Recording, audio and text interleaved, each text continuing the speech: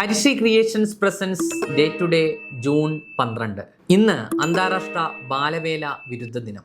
1989 June 12 Kottayam നഗരസഭ 100 ദിവസം കൊണ്ട് സമ്പൂർണ്ണ സാക്ഷരത നേടിയത്.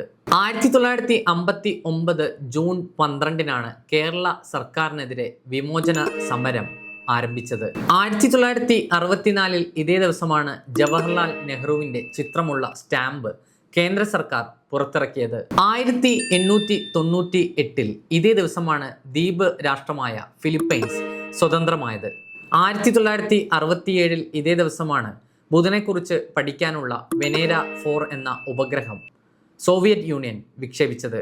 1975 ഇതേ ദിവസമാണ് തിരഞ്ഞെടുപ്പിൽ കൃത്രിമം കാണിച്ചു എന്ന പരാതിയെ തുടർന്ന് ഇന്ദിരാഗാന്ധിയെ ശിക്ഷയ്ക്ക് വിധിച്ചത്.